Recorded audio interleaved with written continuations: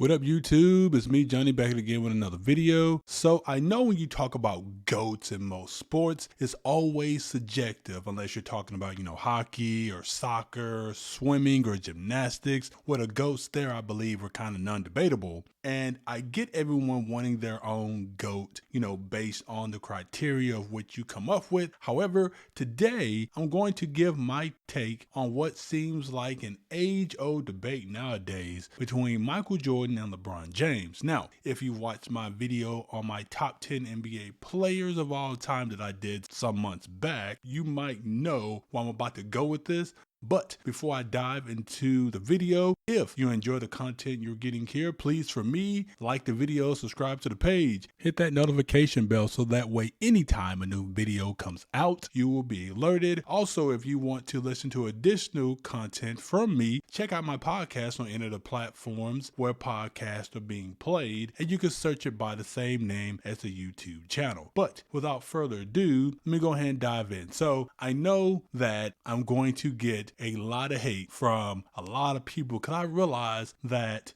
LeBron James has his fans. And off the jump, I do want to say that my opinion on this is based more on just that, my opinion, and I'm going to give some data, to kind of bag my claim, but strictly opinion based. Much like I mentioned earlier that the GOAT debate in sports is subjective to one's view, but I got to tell you though, in all honesty, this Jordan versus LeBron debate should have never been a debate to begin with. Normally in any sport outside of, baseball and probably golf, for a person to be considered the GOAT, they would have to have accomplished more in their career and won more than whoever the GOAT of that sport is. That's normally been the criteria. So, like, for example, in football, Joe Montana was considered the GOAT of the NFL and simply the best quarterback of all time until Tom Brady came along and won more Super Bowls, plus put up crazy numbers. Then Tom Brady was considered the GOAT. The same thing could be said about tennis. Shout out to my tennis fans out there. But Roger Federer taking it from Pete Sampras at the time, who was the GOAT, and then of course Novak Djokovic, who took it from Roger Federer. Then we come to this debate, and we have been told, and people are trying to sell us, that LeBron is somehow greater than Michael Jordan, even though the criteria that has always been hasn't been met. LeBron doesn't have more rings, more MVPs, more final MVPs, more Defensive Player of the Year awards. He doesn't average more points. He isn't a better defender. Most advanced metrics also point to LeBron for you analytics people out there, but somehow, some way, LeBron passed Jordan? Now, after hearing arguments from the LeBron delegation out there, from the variety of people we have seen on TV, like Nick Wright, Shannon Sharp, Colin Cowherd, as well as several people right here on the internet, on YouTube and other places, I want to actually talk about a couple of reasons that's been given by this delegation for why LeBron is the GOAT and why they actually make no sense. So the first is the longevity argument. He has been so great for so long that he's been able to pass Kareem on an on-time scoring list and play at an extremely high level for longer than anybody. That's what we're told, and all of those are true statements, actually. With that being said, under the same logic, that should have made Kareem the GOAT, right? But he wasn't. Kareem had all the numbers, plus more winning than LeBron, and he wasn't the GOAT in a lot of NBA fans' minds. So how does that logic apply to LeBron, but it never applied to Kareem? So longevity certainly can't be the measure, right? Well, it's, of course, I've been told, and will probably be told right here in the comments, that, it's not just his longevity with LeBron and his accomplishments that makes LeBron the GOAT. It's his overall game. That's what makes LeBron James the GOAT. Well, I actually want to compare both Jordan's and LeBron's overall game, and let's do that, shall we, and see whose overall game was better. Now, for me, I have a couple of criteria that shows me just how good a basketball player is, and I know everybody's is different, but if you play the game, then I believe these 4 key things are basically fundamental, right, to say this person is great at basketball. And that would be, can you score the ball, your defense, playmaking, and then one-on-one game, meaning, when you actually need a shot, can you take the ball and get into your bag and get you a shot? For scoring, to start with that one, we already know there's no debate on this one, it's Jordan. Yes, LeBron has more overall points due to his longevity, but Jordan averages the most points ever for both regular season and playoffs. Oh, and of course he had 10 scoring titles to back that up, to LeBron's 1 scoring title. So this category goes to Jordan.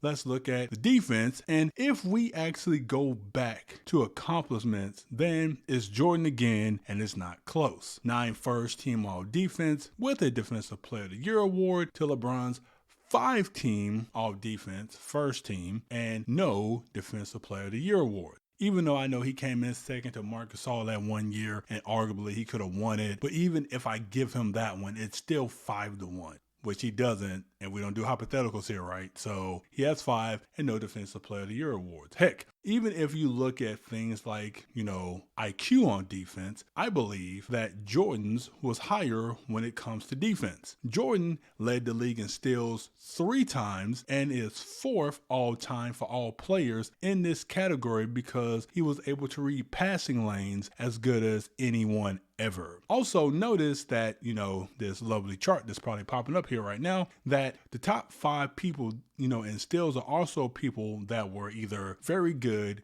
to great defenders. LeBron is known today for the chase down block, really not a steals guy, even though he has a lot of steals over his career. Again, he has played 21 years, but he's actually known for that block, right? But when you look at, career average, they actually, both LeBron and Jordan, average the exact same amount of blocks.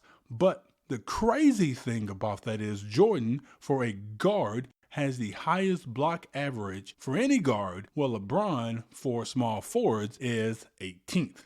If you look at defensive win shares, LeBron, of course, actually leads in this category, so kudos to LeBron in that. And Jordan, of course, leads in defensive rating. So in defense, to sum it all up, I'm going to give this one to Jordan too.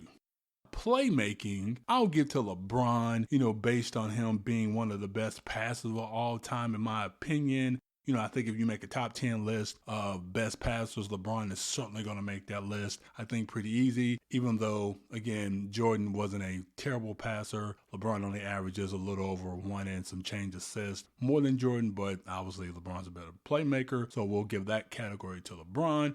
And then we move on to one-on-one game. And for me, it's Jordan, and it's not close.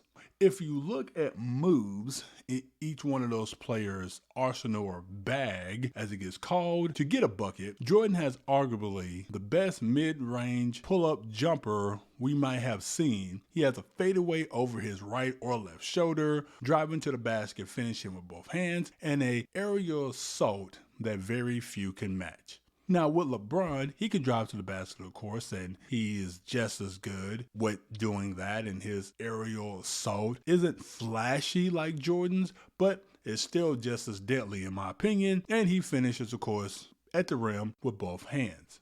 I will add that due to LeBron's size, he can play bully ball with certain, defenders, where Jordan can't do that. He has to rely on his quickness, and he's quicker than LeBron. With all that said, I'll still take Jordan's ability to get me a basket if my team needs one over LeBron. Based on the things that I mentioned, right, Jordan is simply just a better all-around player, which is kind of funny considering that's the narrative that gets built around LeBron, that he's an all-around great player, but Jordan's just better. The last point that I hear that gets made by the LeBron delegation that makes no sense to me is that they make this crazy statement that, well, Michael never run without Scottie. Maybe the people saying this doesn't know that and is simply maybe unaware that the year Michael Jordan actually won his first playoff series, that Scottie was a rookie and didn't actually start that entire season. Even the playoff series that they won against the Cleveland Cavaliers, Scottie didn't start. Heck, even in his second year, Scottie Pippen didn't start every game. This is why that statement makes no sense given context. Even if I gave LeBron fans that logic and said the same statement, right, but then replaced Jordan with LeBron, that doesn't go well for LeBron, but I'm game, so let's actually do that. So LeBron couldn't win without Larry Hughes because prior to Larry Hughes being traded to Cleveland, the LeBron James Cleveland Cavaliers teams didn't make the playoffs. Now, for anyone out there listening right now, and you're thinking that's, like, what? That's a ridiculous statement to say. Well, I actually agree with you. I really do. Much like it's a ridiculous thing to say that Jordan didn't win without Scottie. There isn't a single argument that I've actually heard to slight Jordan that if you replace Jordan's name with LeBron's name, that it actually doesn't go horribly wrong for LeBron. Anytime you have to do Simone Biles level mental gymnastics to make a case for a player being the GOAT, then the chances are they simply aren't.